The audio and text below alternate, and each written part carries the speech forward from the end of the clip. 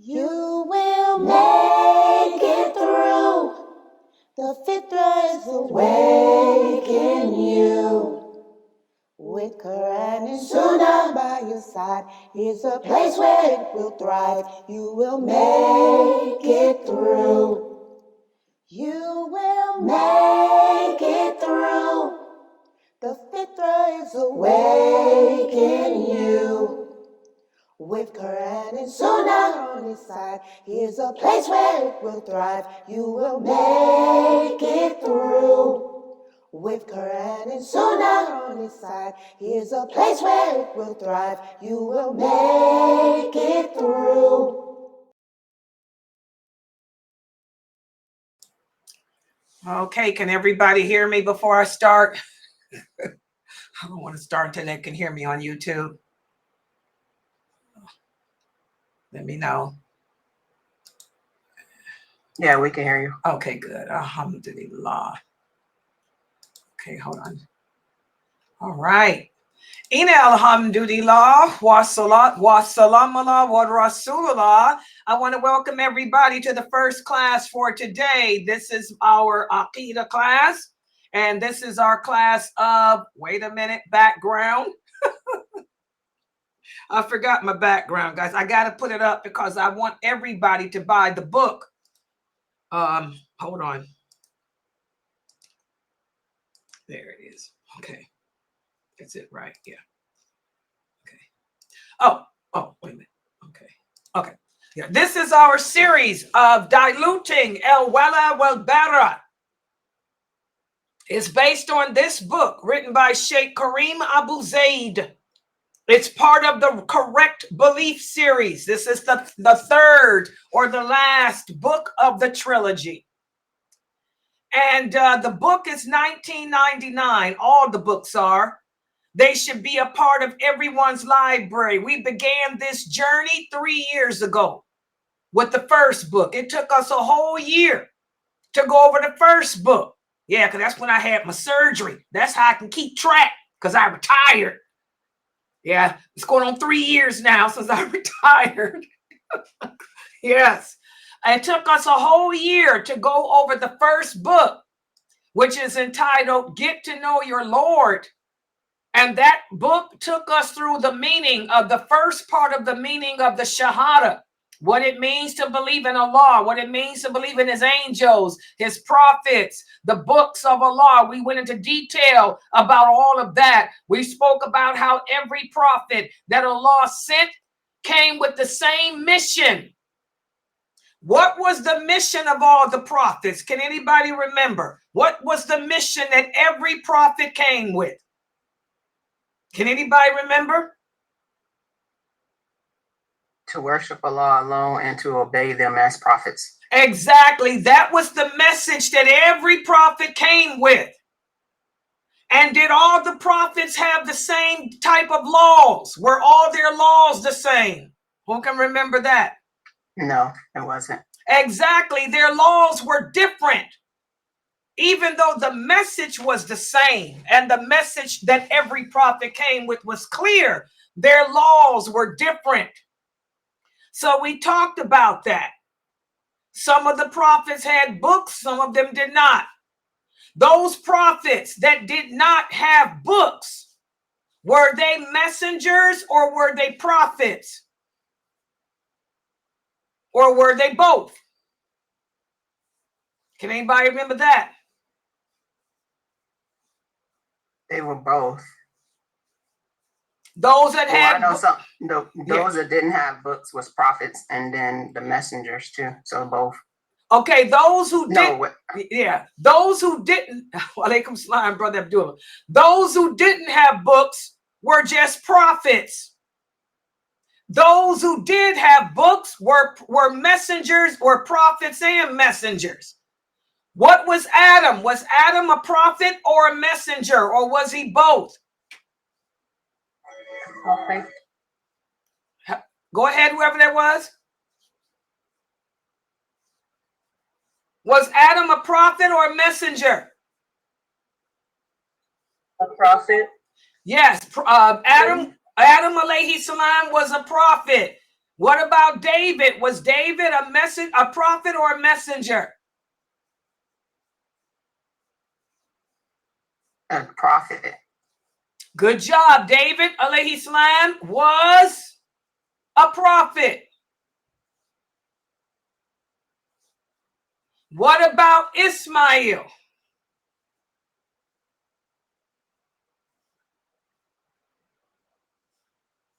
Anybody know? Prophet.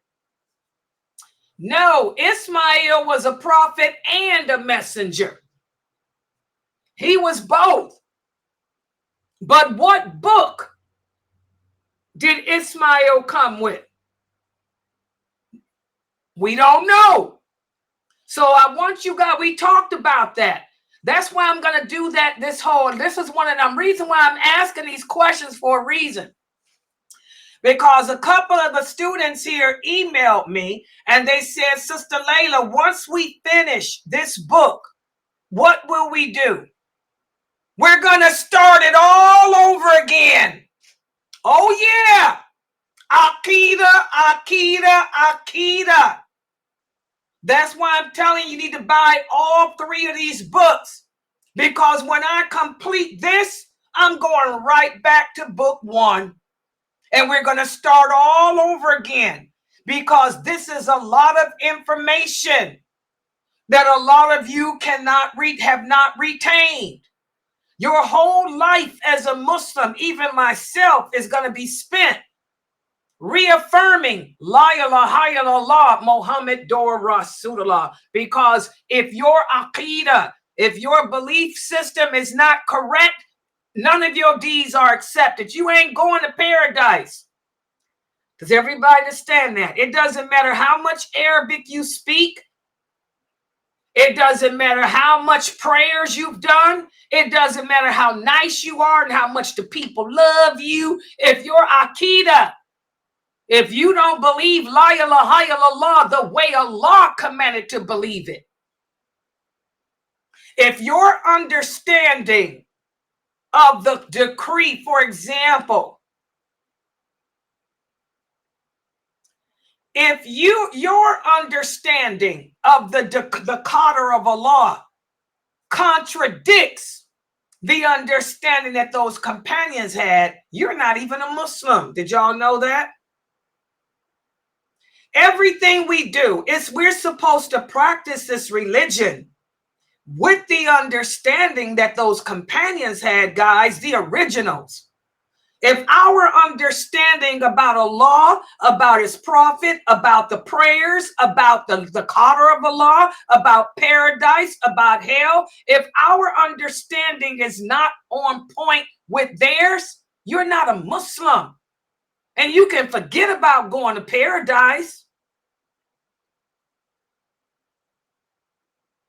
Let me ask this question. And let's see how many of you can get this question right. Everybody ready? And I want to see everybody on YouTube and everybody on Facebook. That's why I'm logged in on all my platforms. I want to see everybody on my Zoom room. I want everyone to answer this question. Type your answer. Type your answer on the screen. In the Zoom room, y'all can type y'all answer too. All of you women, get to the Zoom. Get to the keyboard. Get to the keyboard because I'm getting ready to ask you all a question. And I want all 30-something people in here. I got 30-something people in here that's saying, I want to see all of you type this answer. The correct answer. What you think. Here we go. Was the Quran created? That means written. Was the Quran created by Allah? Yes or no? Did Allah create the Quran? Yes or no? Just type yes or no. Did Allah create the Quran? What's your answer, people? Yes or no? Is the Quran created? Yes or no? Come on, let's see the answers.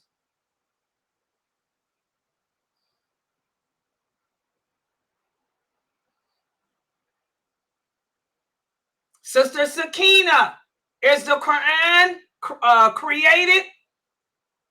Did Allah create the Quran? Sister Margaret, did Allah create the Quran? I want everybody to type an answer.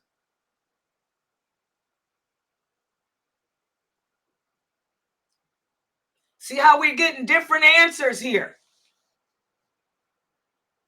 And looking at the answers, half and half on from the people that have typed.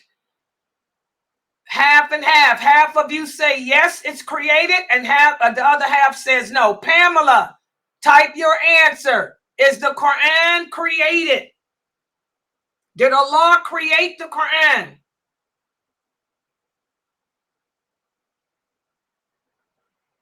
Okay, I got Margaret with yes, that's one. Abdullah with yes, that's two. Carol says no. Sakina says no. Fatima says yes.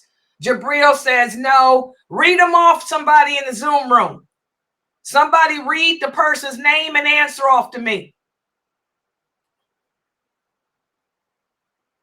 Come on, let's hear it. Come on, people. This is important.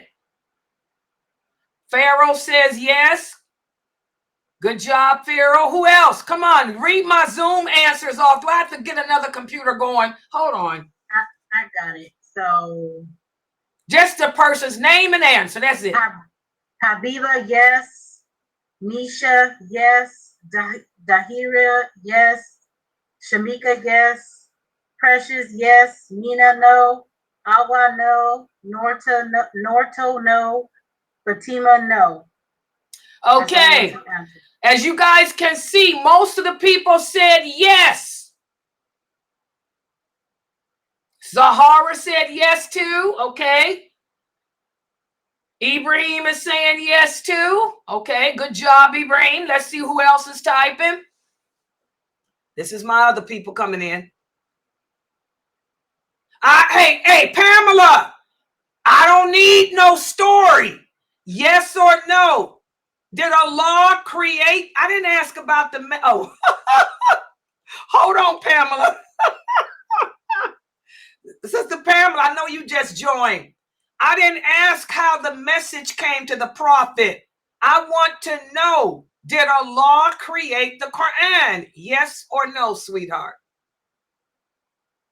I'm not asking how the Quran was made. I'm not. I want to know, did Allah create the Quran? Yes or no?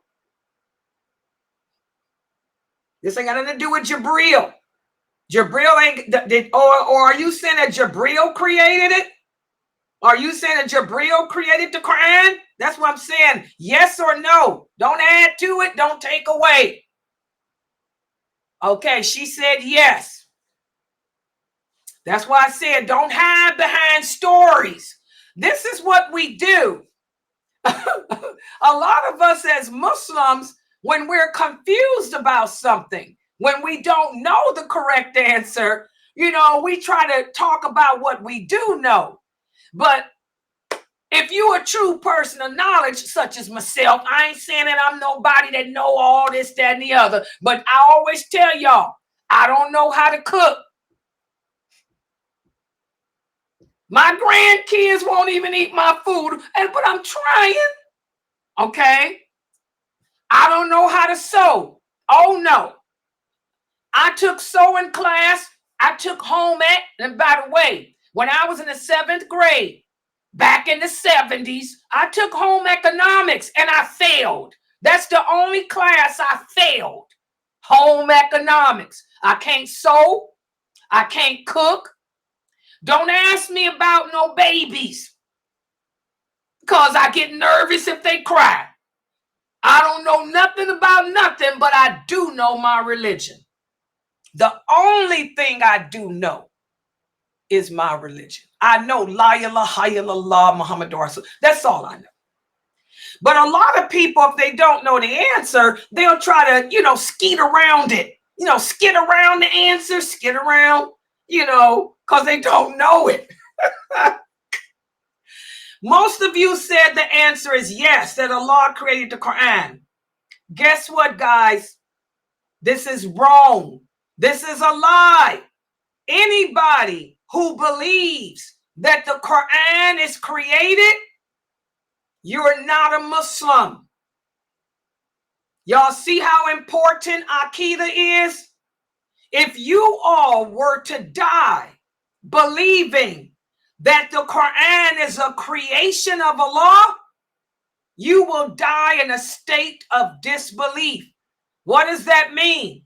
That means all your good deeds will be null and void. Do y'all see why it's going to be more people in hell? There's only 4 or 5 people who got this answer right. Of all my students, only Awa, Norto, and Mina got it right. All my students said yes. So this is why. This is why I will be teaching this class again. When we finish this book, we'll go back to book 1. Because we have to assure that our belief system is correct. Everybody understand that? The Quran is not a creation of Allah. Do y'all know? Let me tell y'all the story of Imam Malik. Imam Malik was not a companion, but he was one of the students of one of Aisha radiallahu anha students. One of his teachers was Asma. She was the student, a direct student of Aisha. When he came to Medina, he said, I want to learn. I want to learn the religion and its truthfulness from someone who was with the companions, who was with the prophet. They directed him to, they said, that lady there, that woman is named Asma. She is a direct student of Aisha radiallahu anha. They told Imam Malik, go learn from her. So she was one of his teachers. Do you guys know that Imam Malik spent 2 years in jail? Because when all that fitna occurred during his time, the division, the Kharijites and the Mu'tazilite, they tried to get him to say that the Quran is a creation of Allah. It's not. The Quran are the words of Allah, guys. Allah didn't create it. He revealed it with his tongue. Through the angel Jibreel, as Sisters Pamela was saying. They are his words. And Allah does have a mouth. They'll try to argue with you and say, oh, if Allah, right now, these brothers that's coming into my website, that's part of that Ashari or whatever the group they claim to be with, I don't know. But they don't believe that. They believe that the Quran is a creation of Allah. They say that Allah had to have a mouth. Well, he does have a mouth. Allah mentions he has a mouth. His mouth may not be like yours and mine, but he has one. Allah has eyes too. He tells us in the Quran he has eyes. He has a hand too. He tells us that too. He has a foot too. They may not be like ours, but he has them. Okay? But these people deny that. They deny that. And they say that the Quran is a creation of his. No, it's not. The Quran is the words of Allah. When you read that Quran, you are in English. You are reading the transliteration of the meaning. When you read it in Arabic, you are reading the words that Allah revealed. Those are his words that came from him. Does everybody understand that? Does everybody understand that? So I want all of you to write this down. All of my students, if anyone were to ask you, Did Allah create the Quran? You say no. The Quran is the words of Allah. He didn't send no book down. He didn't send it like that. They are his words. Man put the words together. Man wrote the words down. It was during the Caliphate, by the way. Umar, radiallahu anhu, was the one who put the Quran in the order it's in today. Okay? So it's not a creation of Allah. So this is why I will be doing this class over again, because a lot of y'all forgot that. And we talked about that. How do you think Norto and Mina and them got it right? They remembered. The rest of my students, y'all forgot. Because I remember telling y'all, don't be no Mu'tazila. Don't be no Mu'tazila. What about this question? I want to see, I want everybody to type an answer to this. When you guys say that the Quran is the creation of Allah, you're not a Muslim. You have invalidated your shahada. You can say you believe la ilaha illallah, but you don't. What about this?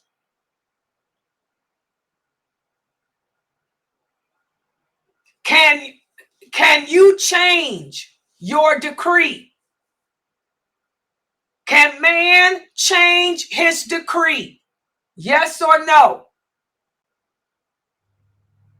Can you decree, just yes or no? Can you change your decree? Can the decree of Allah be changed? No. What the rest of y'all think? Okay, good job. That one y'all got right. These same people, they think that you can change your decree too. These famous brothers y'all listen to. How many of you have heard those famous brothers tell y'all that you can change your qadr? That the qadr of Allah changes? How many of you have heard that? Mu'tazila.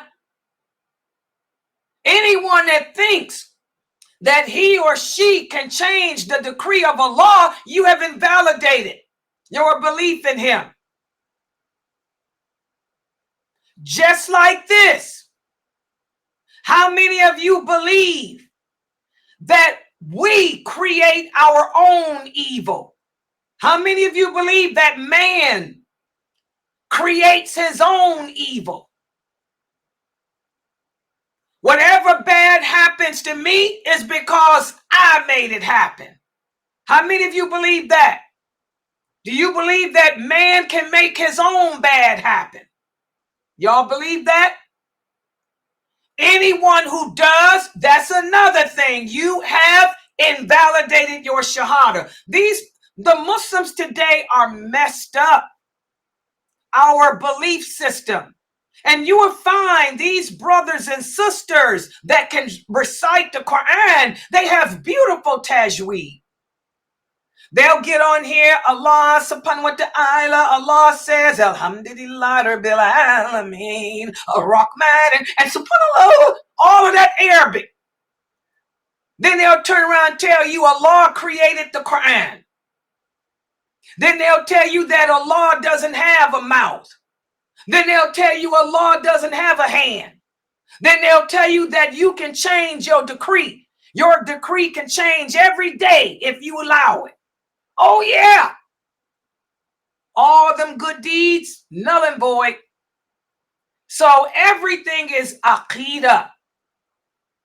So to answer that question, that's why when we do finish this book, like I told you guys, the right belief system, this series, this trilogy written by Sheikh Kareem Abu Zaid is now officially part of the curriculum of Sunnah Followers Online. This is our curriculum now. My Aqidah class, I teach the Aqidah here. This is our curriculum. because most Muslims don't know the basics, and it's the basics that will get us through the grave and get us in paradise. Y'all don't want to be in the group of people who think they going to paradise, they realize, you denied the decree of Allah. No, I didn't. Yes, you did. You said man makes his own evil. You said Allah created the Quran. So you're a kafir. You don't want to be one of those people. Everybody got it? So that's why we'll be sticking with, for this class, the 6 o'clock class. This class has always been Aqidah, and it will remain Aqidah. But the difference is, I've been teaching this since 86 anyway, but now you have a book series. This is the same stuff I've been teaching y'all, but now it's in the form of a book. So we'll just start over with book 1. So make sure y'all get the whole series. All right, any questions about those questions I gave y'all? Is everybody clear? Yes, Sister Laila. Uh-huh. What if some people bring evil to themselves? Like, I know Allah created evil, but you know how some people say, well, you brought it on yourself. That's true. You brought this evil to yourself. Allah says it in the Quran. He said, whatever evil befalls you comes from him as a result of what you did to yourself. Exactly. There's consequences. There's consequences. Whenever you do bad, you got to pay to the piper. That's why I tell y'all, you need to be like the companions. The companions were so afraid of committing a sin because they knew that any sin, all sins, are actions of disobedience to Allah. And whenever you deliberately, intentionally disobey Allah, He can strike you down. So that's why the companions were scared to do anything wrong. That's why we got Muslims today. I'm going to use myself. All the time I get people, a lot of, like, even today. Today I woke up early. I've been up since 10 o'clock this morning. Alhamdulillah. And I had a nice day. I went out the house twice to the grocery store, but that's just all I'm going to do. I ain't going to visit. I ain't going to party, but I will go to the grocery store. I went to the grocery store twice today. And the second time I went, I was coming back. I went to the car wash, got my ride clean, came back, and my neighbor on the first floor, one of my neighbors came out, a little young girl. She said, oh my, she said, it's so good to see you out the house. I'm like, huh? She said, you never leave. She said, people come up and down the steps all day bringing you DoorDash, because I Instacart. I Instacart, I DoorDash. She said, I'm here on the bottom floor. She said, so I see the people coming all day bringing you stuff. She said, you never leave. She said, it's so good to see you out and about. She said, you look so good, because, she hadn't seen me in a while. I said, well, thank you. And so she said, may I ask, why do you never go anywhere? She said, you never go anywhere. I told her, because I fear my Lord. She said, what? I said, I fear my Lord. I told her, I am afraid. She said, oh, I understand. You're afraid of people. You're an extrovert. I said, no, it's not that. I said, I'm afraid that I might get in trouble. That if I get too comfortable going out the house, I won't want to come back. I told her, because it's a beautiful day. You can get in your car. I can go riding and you can see things you don't need to see. I told her, like these young men walking around with their little shorts on and no shirt on, their hairy chest, and she started laughing because she's a young girl. She said, you're funny. I said, seriously, though. I said, I'm afraid. I'm afraid that if I go out the house to go anywhere, I'm going to get too comfortable and I'll end up doing or saying something that I shouldn't do or say. I told her, then I'll be in trouble with my Lord. I told her, so I just stay home. I said, I used to work. All I would do was go to work. And I said, I used to work with all women. I said, I didn't even work with men. I worked with all women for 36 years. I said, I would go to work and come home and, do my classes. I said, and that's it. I said, I never go anywhere. I said, because I'm afraid. And then she was quiet. She said,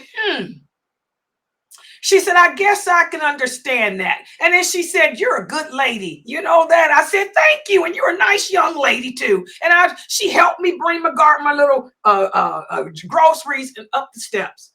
I don't go anywhere because I'm afraid of the trouble I can get into or the trouble I may cause.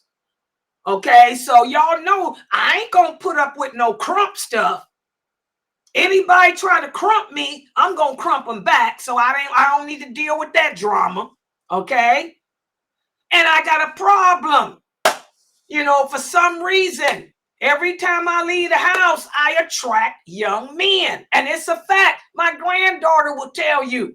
I can be in my little SUV minding my business, and some young 20-some-year-old dude with long straight hair drive up and say, whoa. And I'm like, oh, that's the way Shaitan tries to tempt us. All of us got our vices that he try to tempt us with. So I attract young dudes. My co-workers will tell you, I attract my ex-co-workers. They'll say, she attracts young men. The young men like me for some reason. I don't know, maybe looking for a mother figure. I don't know. So I stay home. Your home is better for you. I'm too afraid to transgress the limits of Allah. And that's how we all need to think, guys. We need to think like that. Okay? We have to think about that. There's consequences for every choice we make in this world. That's why for you young sisters, we don't play around with marriage. If a man says he's gonna marry you, then he's got to marry you. Just what are you waiting on? Don't play with it. Don't play with marriage. Get married. Y'all married now. And if it don't work out, it would be better to get a divorce than to sit around and play with each other and end up doing stuff that's haram. Because that'd mess you up here mentally. Ain't nothing worse than a guilt trip, guys. Okay? We have to be afraid. We have to live each day on this earth as if it were our last. That's what the Prophet sallallahu alaihi wasallam told Ibn Umar. Ibn Umar was a young boy. He said, young man, let me give you some good advice. He said, live each day as if it were your last day on this planet. And if Allah should bless you to live through the day to the night, don't expect to wake up in the morning. If we had that type of philosophy in regards to life, we would spend each second, each moment of the day doing what's pleasing to Allah and staying away from what's displeasing. Because everybody understands that.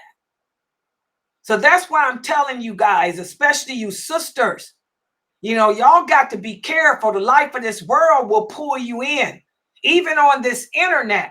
Like I was telling you sisters the other day, these podcasts y'all got. What are you doing on the internet with a podcast?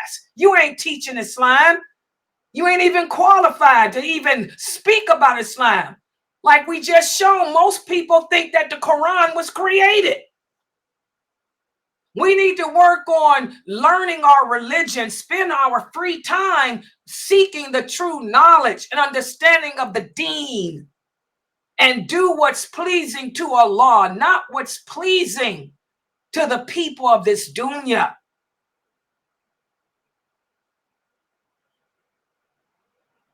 Yeah, everybody understand that? Okay, so That's what we'll be doing when we complete this book. We still got a ways to go. This book is over 500 pages. All of these books of Sheikh Kareem Abu-Zayd, they're all like 500-600 pages. So we probably won't get done with this, I would say, until almost, the end of fall, maybe the beginning of winter.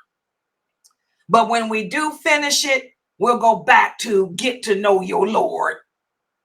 So you might as well get the whole trilogy. All right. And so today, what I'm going to do,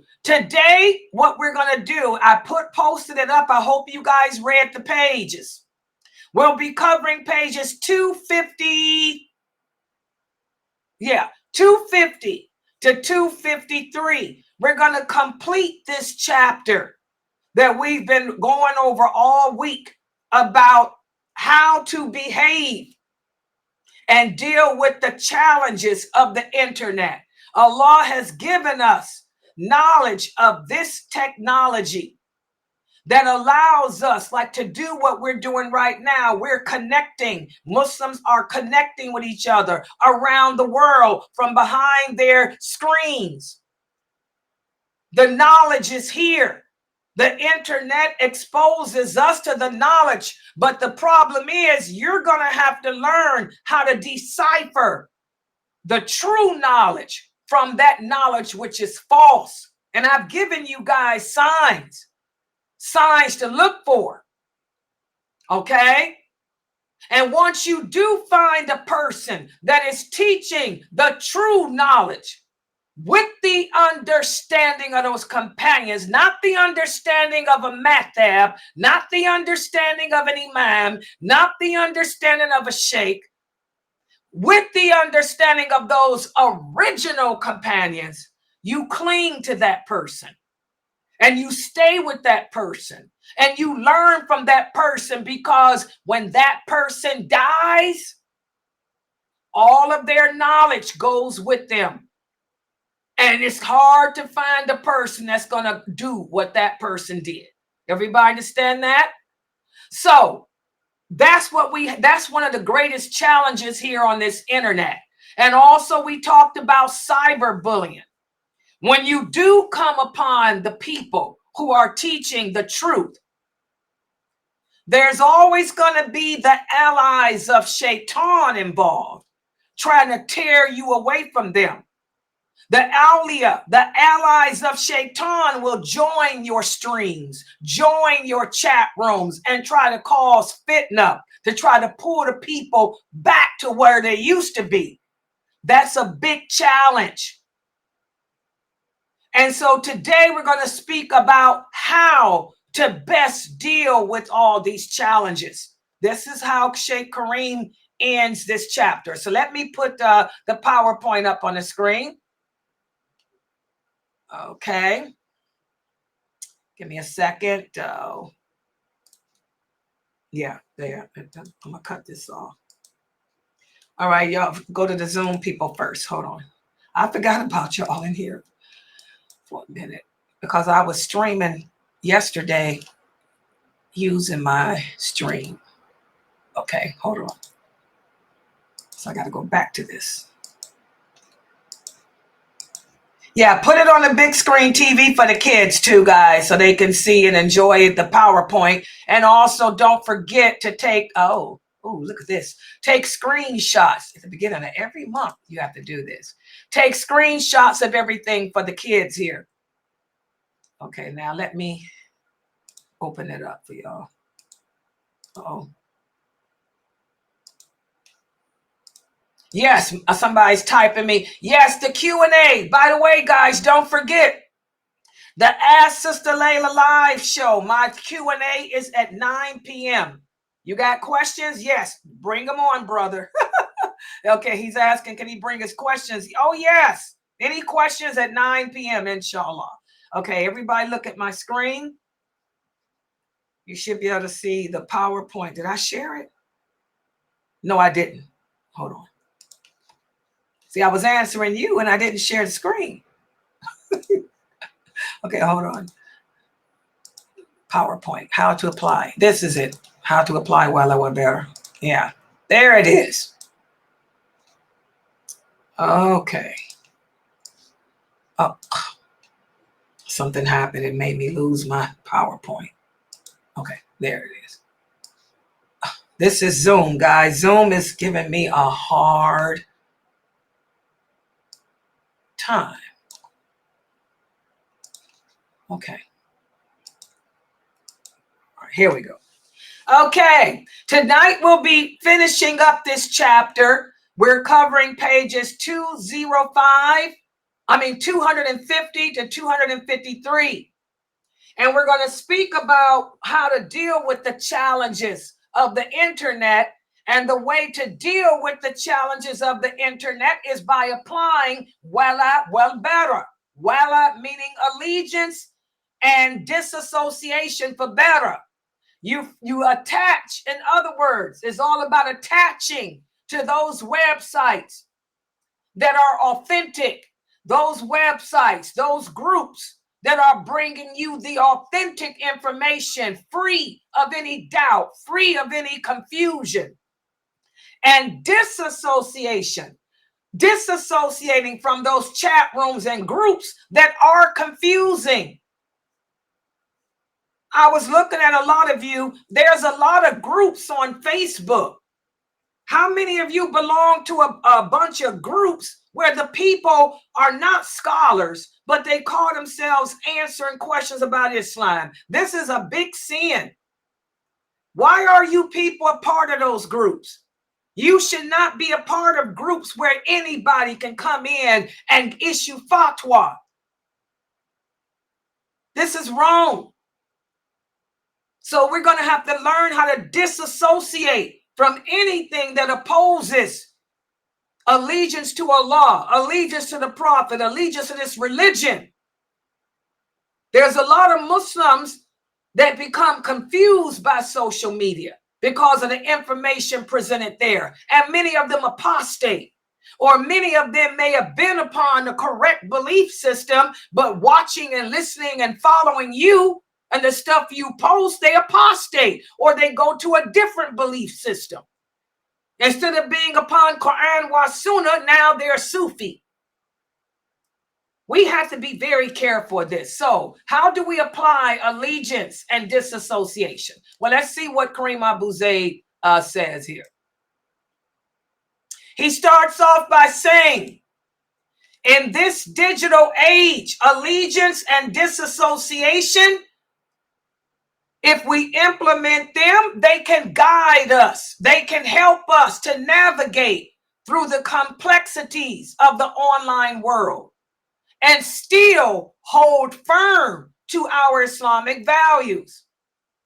And so what we're going to do is go over some practical examples which will illustrate how allegiance and disassociation can be applied to social networking. And of course, everything begins with seeking knowledge. We have to become educated. We have to become aware in order to confront the challenges of the internet. It is crucial to educate ourselves about it, especially the young generation. And not only educate yourself about the internet and its dangers and what lurks out there, but you also have to learn what allegiance and disassociation means. Because without it, how can you reject the false ideologies that are out there? I just gave y'all an example. You could be a part of a group chat or a part of a stream of people you think you're learning from scholars. Y'all think y'all learning from bona fide qualified scholars. And here the person you listening to is telling you that you can make dua and call upon the dead. Astaghfirullah. Anyone who believes that you can call upon a dead person to help you, you've invalidated your shahada. Just like anyone who believes that the Quran is a creation of Allah has invalidated their shahada. Just like anyone who believes that they can change the decree of Allah or that you create your own evil. All of this denies la ilaha illallah. So you have to educate yourself about this religion, guys, the meaning of the Shahada, what it means to believe in Allah. What does it mean to have allegiance to him? How do we disassociate? And what do we disassociate from? Okay? So, in order to navigate through the challenges of the internet, you have to educate yourself of the internet and have a good education, a good, strong foundation of your religion as well. And then you have to develop a strong Islamic identity. That's why I tell you, parents, be careful of your children and this internet. Because if your children's Islamic identity is not strong, the internet will pull them in, just like you see in this picture here. How many of our Muslim youth have been pulled into the drug world from the internet? Just to let you parents know, if you got sons who are spending most of their time gaming, don't you guys know that the drug dealers, they hang out on Twitch. They hang out on Trovo. They hang out on D-Live. They hang out on the gaming sites looking for young boys that they can have to sell their drugs, because the young boys don't go to jail. If they get caught, they go to juvie. Okay? So if your son doesn't have a good foundation or a strong Islamic identity, he can fall into that web. So many of our Muslim boys have. And the same with your girls. A girl becomes a fool for love. She can end up finding love on the internet with some boy that she's never met, who can end up being a man for all you know, or a woman nowadays. Next thing you know, she's running away from home. You don't see your daughter. She's ran away with some man. So again, we have to cultivate a strong Muslim identity. Without a strong Muslim identity, your children shouldn't be on this internet. And the same with the adults. Do you guys know I have had several women who were my students who came on Facebook, got caught up in the chat rooms on Facebook, the men calling and messaging, and these women left their husbands. A couple of them done apostated from the deen completely. So if you don't have a strong Islamic identity, the internet can be a dangerous place for you. And as Muslims, we have to talk about this in our communities. We have to discuss the dangers of the internet. We have to work hard to try to keep our community, Muslims, connected to their faith, connected to their values. And another thing we can do to combat the challenges is promote positive Muslim role models. Now, I'm going to tell you here, Sheikh Kareem Abu Zayd in his book, he speaks about how you should look for good role models in your communities that can serve as examples of individuals who embody the teachings of Islam. Well, I'm going to take it further than that. I wasn't raised that way. When I was raised in the 60s, my mother had, my community had us children choose role models from the companions. Those companions should be your role model. Mukhtar, he didn't have no personal role model. His role model were the male companions. Y'all know who mine was. Mine was Aisha, radiallahu anha. Okay? Develop positive Muslim role models from those companions, because again, nobody understands this deen better than they did. Ask yourself, would Aisha be sitting here on this internet private chatting with some man who she doesn't even know. Ask yourself, would Ibn Abbas be wasting all his time gaming, or would he be at the mosque praying? Would Salama waste her time just sitting here playing games all day on the internet? Or would she understand there's a time for this and a time for that? So I say promote positive Muslim role models by looking at the companions, comparing yourself to them. That's what I tell the young girls here on my website, the young women here. You want to know about dating a man? Ask yourself, would Aisha be dating?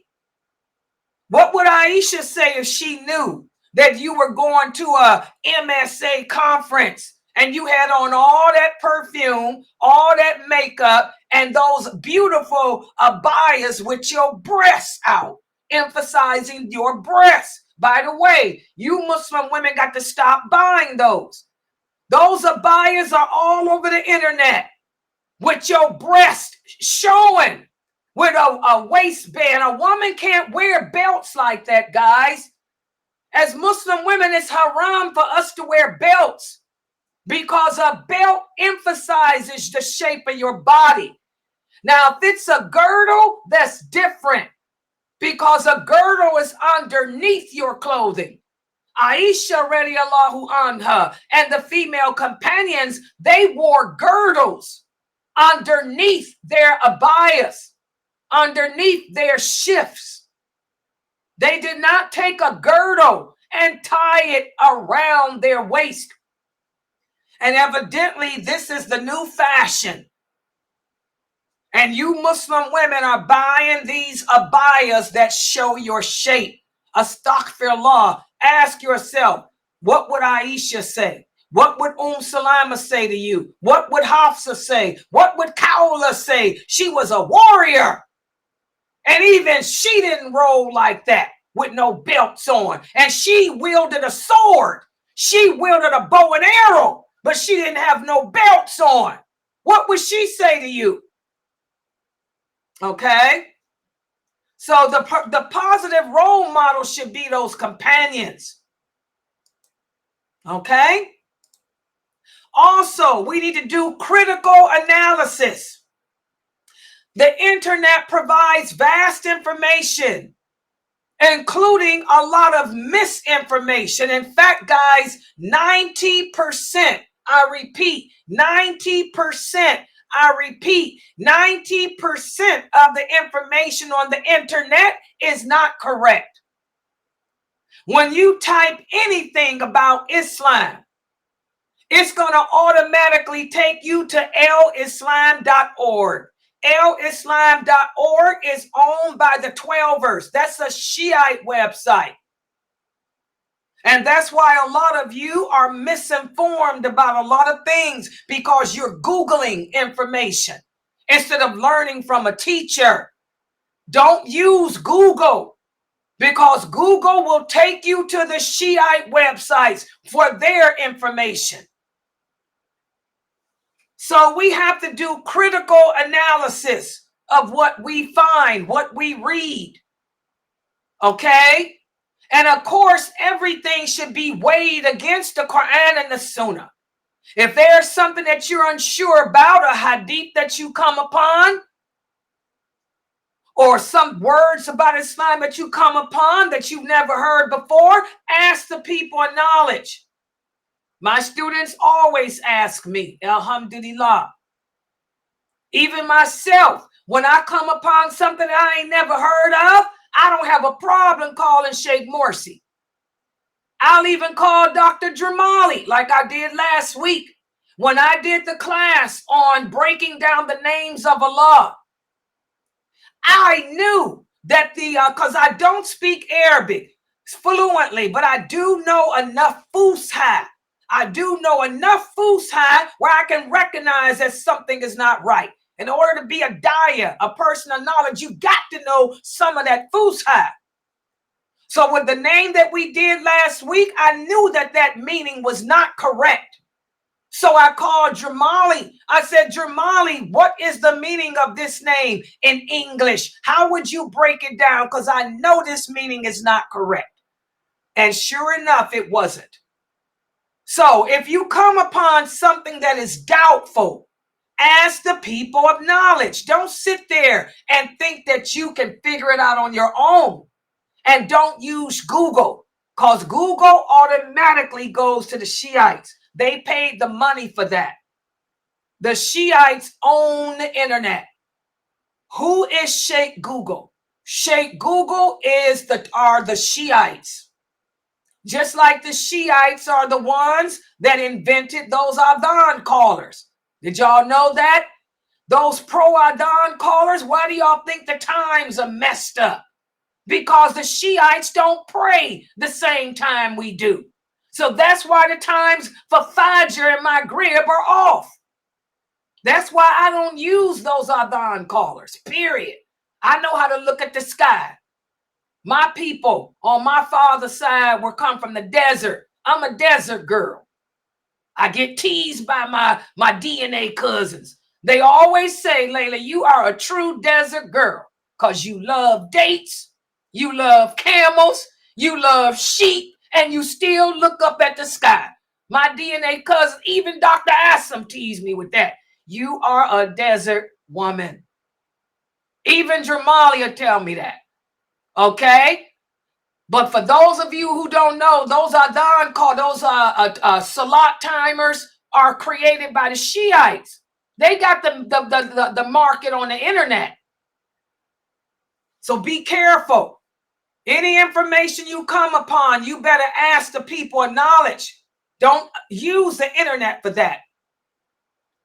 And also another way to combat the challenges of the internet is by building community support. Alhamdulillah, here at Sunnah Followers, my website is not just a website. It's also an online Islamic community. That's why Sunnah Followers, the name of my website, officially, legally, is El Quran wa Sunnah, Islamic voice chat site of learning. That's my legal name, because we were here since '86. And we're also known as Sunnah Followers Online because we are an Islamic community. Dr. Ibrahim Durmali is the imam of this website. Sheikh Mustafa Morsi Abu Atayib is the scholar, the governing scholar, the governing scholar, the governing scholar of this website. And Sheikh Muhammad Saeed Atlee is and always will be an advisor. Oh yeah, the old man. Atlee Online. We're still www.atlee.net. That's still me. Okay? So you want to attach to a good, try to build a good Islamic community online. And a good support system here. And also the masjids, you know, from what I understand, that's what a lot of the masjids are doing too. Most of the masjids have their own YouTube channel. Most of the masjids have their online community too. They got their group chats, their WhatsApp chats and all like that.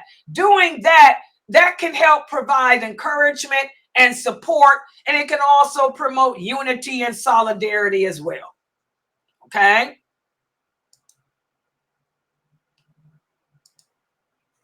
Also, again, not only should you educate yourself about the internet, not only should you educate yourself about your deen, but also promote responsible use of the technology. Muslims must be encouraged to use these social platforms responsibly and ethically. We have to encourage one another to avoid engaging in content that promotes ideologies that are contrary to Islamic teachings. Like I was telling the brother Ibrahim here, The brother Ibrahim here was telling me how he gets teased. He gets critiqued by the men in his community. They ask him, what are you doing learning Islam from Sunnah followers? Yeah, they know my website. I've been around for a long time. And of course, the innovators hate me. They don't like Sheikh Atlee either. I'm going to keep it real. Okay? They were part of the scandal mongers back in the 2000s. Who cares? So they trying to pull him away from here, trying to tell him why you want to learn from them. Well, the simple fact that we've been here since 1986 should say a lot. Evidently, we must be teaching right because we've been on this internet doing it longer than anybody else. And if what we were promoting was so bad, Allah would have taken it down. Allah took down all them other people's websites, but Allah didn't take down this one. And even though we've been here longer than everybody else, we still don't have 1 million followers. That right there should tell you we must be teaching the truth, because common sense will tell you the people don't want to hear the truth. There'll be more people in hell than paradise. So the simple fact that we've been here since 1986 and we still don't have 1 million followers should tell you we must be teaching the truth, because the truth is a painful pill for anyone to swallow. So I told the brother Ibrahim, don't listen to those people. Those people are denizens of the hellfire probably anyway. Who cares about them? They ain't nobody. It's all about learning your deen correctly so you can enter paradise. It ain't about trying to be the in crowd. Remember, the in crowd will end up in hell. Okay? So we have to promote responsible use of the technology. You know, try to encourage each other to stay away from these bad websites and also share the good.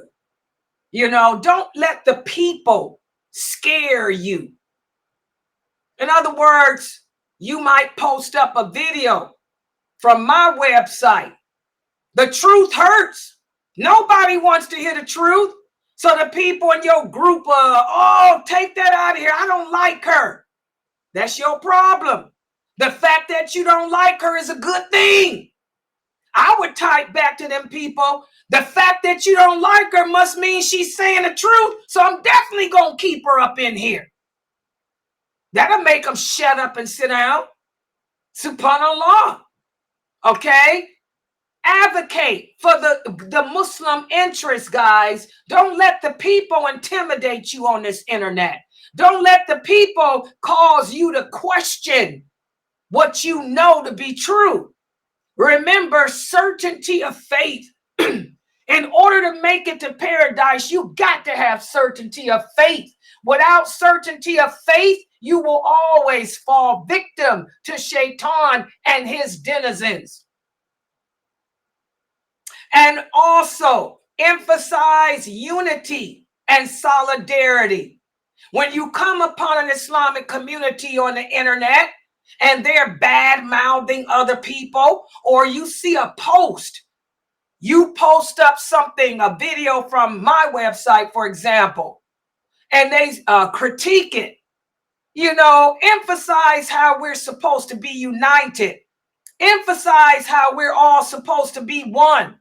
How the simple fact that we all claim to believe La ilaha illallah Muhammadur Rasulullah means that our lives, our reputation, and our property is sacred. By standing together and supporting each other, this is how we can better confront the challenges of the internet and remain true to our faith. Okay? And finally, Islamic institutions such as the mosque, Islamic schools, community centers, these places are all vital in promoting allegiance and disassociation. So support those institutes. That's what happened with me the other day. When you guys saw the other day, when I went to stream, those men from the Asharis, they came in here attacking me because I'm teaching Kareem Abu Zaid's books. Y'all remember that the other day? The Shiites came in here too. And they were telling me, wow, you know, you're a kafir. He's a kafir. You teaching his kafir book, all of that crap. What did I tell them after I checked them? I said, I will always promote these books. I will always promote Kareem Abu Zaid's books and his school. Okay? You denizens of the hellfire can bounce up out of here. Remember, even the cockroaches make dua for the people of knowledge. The cockroaches in your house, while you're sitting here cursing Sheikh Kareem, you're cursing me. The cockroaches in your house are making dua for him, making dua for me. The flies on your ceiling are making dua for him and making dua for me. They ended up leaving, and y'all see they haven't been back. They haven't been back. Remember, guys, Islamic institutions, they serve as educational centers, and they help us to foster a better understanding of our religion. My website, I am not a mosque, but this is an online university. We are a legit online university. And everyone here, myself, Jamali, Dr. Ali, Sheikh Saud, we're all dedicated to teaching Islam in its truthfulness. So you want to support us, guys. You want to support us, not just financially, but you want to support us by promoting what we put out here. Promoting my videos, promoting Dr. Jamali's videos, promoting Dr. Ali's stuff. That's why we make those shorts, so y'all can share them. And also, guys, another way to steer away from the challenges is to always be consistent in learning and taking what you learn from the good websites and applying it to yourself. Everything I teach you, don't just come for the drama, because there's always drama with these deviants, whatever they are. Don't just be one of those people that wants to come and see who's going to harass Sister Laila today. What Laila going to say funny today? No, listen to the serious stuff I'm teaching you. Take it, learn it, and apply it to your heart and act on it. Because I don't know anyone else that's breaking down Wal Bara like I am. Just like I don't know anyone else that's breaking down, that broke down and joining good and forbidding evil like I have here in English I'm talking about. You're not going to get this in your mosque. I'm sorry, your mosques ain't giving you this. And those other websites ain't qualified because most of them think that the Quran is created. Most of them think they can change the decree of Allah. Most of them think that we make our own evil. So how can they teach what I'm teaching here when their Aqidah is not even like it should be? It's definitely not like the companions. Okay? So this was a great chapter that Sheikh Kareem put together. Remember, the way that we navigate through all challenges in life is by implementing allegiance and disassociation. Whenever we are faced with any challenge, ask ourselves, is this going to compromise my love for Allah, my love for the Prophet, my love for this religion, my love for the Muslims? Is this going to compromise my Islamic values, my Islamic morality? Is this going to stand between my relationship with Allah, my relationship with the Prophet, my relationship with other Muslims? Is this something that is not a part of my culture, which is my religion? Y'all got to understand, guys, the culture of the Muslim, the culture of the Muslim, the culture of the Muslim is Islam. And as Muslims, we are responsible for our online conduct as well as our offline conduct. We're also responsible for the choices we make in life. So we have to nurture a culture of respect, empathy, and solidarity online, just like we have to do offline. And through our commitment to our culture, which is known as Islam, we're able to uphold the principles of allegiance and disassociation. And in turn, not only will this strengthen our relationship with Allah, online and offline, but it'll also inspire other Muslims to be like us online and offline as well.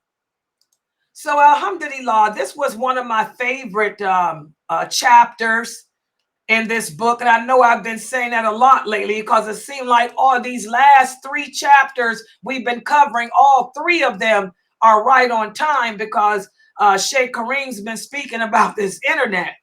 And I'm an internet person. I've been on this internet for so long. I used to be an IRC operator back in the day. Me and Dianera. Dianera. I wonder if Dianera's still living. Yeah, subhanallah. So I'm going to stop right here. Subhanallah Allahumma wa bihamdika ashhadu an la ilaha illa anta astaghfiruka wa atubu ilaik. Are there any questions or comments? Yes.